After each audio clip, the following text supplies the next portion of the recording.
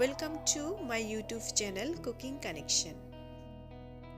Hello বন্ধুরা, আজ আমি হাজির হয়ে গিয়েছি নতুন একটি ভিডিও নিয়ে।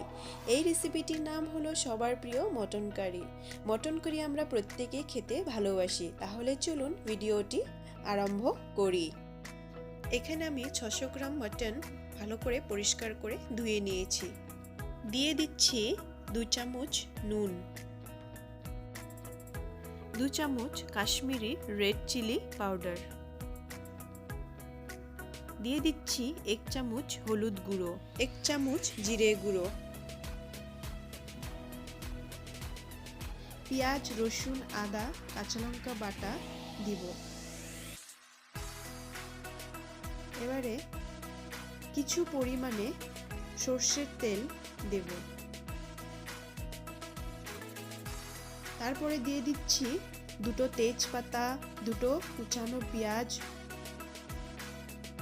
কিছু রসুন কোয়া দিয়ে আমি ভালো করে মেখে নেব, যাতে মাংসর ভেতরে মশলাগুলো ভালো মতো ঢুকে যায়। তারপর আমি 30 মিনিট মাংসগুলোকে ম্যারিনেশনের জন্য ঢাকা দিয়ে রেখে দেব। আমি আলুগুলোকে কেটে সিদ্ধ করে নিয়েছি, আপনারা চাইলে সিদ্ধ ছাড়াই দিতে পারবেন। একটি টমেটো কুচি, তারপরে আমি গ্যাসটি অন করে দেব। অন করার পর আমি কড়াই বসিয়ে দেব।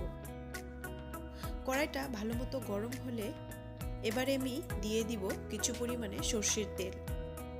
সর্ষের তেলগুলো ভালোভাবে গরম হলে আমি দিয়ে দিচ্ছি সিদ্ধ করা আলুগুলো, দিয়ে দিচ্ছি কিছু পরিমাণে নুন আর কিছু পরিমাণে হলুদ গুঁড়ো দিয়ে এবারে আমি ভালো করে নেড়ে চেড়ে নেব। আরও কিছুক্ষণ আমি নেড়ে চেড়ে নেব। দেখুন আলুগুলো কি সুন্দর লাল লাল হয়ে গিয়েছে। এবারে আমি আলুগুলো তুলে নেব। বন্ধুরা, ভিডিওটি কিন্তু স্কিপ করবে না, সম্পূর্ণ দেখবেন। তারপর আমি দিয়ে দেব আগের থেকে মেখে রাখা মাংসগুলোকে, দিয়ে আমি ভালো করে নাড়িয়ে চাড়িয়ে নেব। আমি গ্যাসের আঁচটা মিডিয়াম করে মাংসগুলোকে 10 মিনিট পর্যন্ত কষাতে থাকব। ভালো মতো কষালে মাংসগুলো ভালো করে সিদ্ধ হয়ে যাবে, এটা কিন্তু আপনারা মনে রাখবেন। আর যতই কষাবেন তত মাংসগুলো খেতে ভালো হবে, সুস্বাদু হবে। এবারে আমি ঢাকা দিয়ে 10 মিনিট আরও কিছুক্ষণ হতে দেব। এবারে আমি ঢাকনাটা খুলে দেব। খুলে ভালো করে নেড়িয়ে চেড়িয়ে নেব। বন্ধুরা, আমার ভিডিওটি যদি আপনাদের ভালো লেগে থাকে তাহলে আমার চ্যানেলকে সাবস্ক্রাইব করবেন, লাইক করবেন আর বন্ধুদের সঙ্গে শেয়ার করবেন।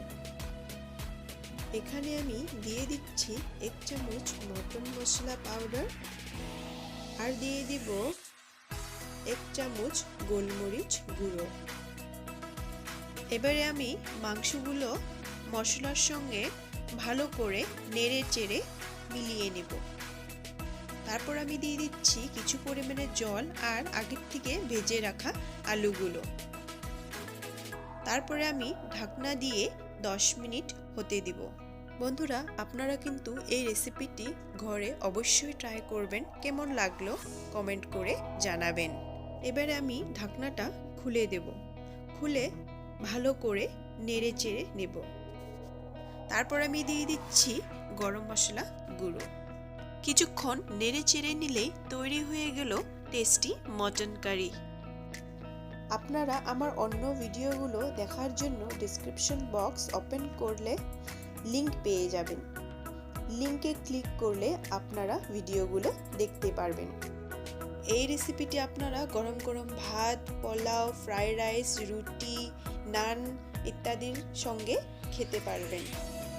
আশা করি ভিডিওটি আপনাদের ভালো লাগবে। দেখা হচ্ছে আমার পরবর্তী ভিডিওতে।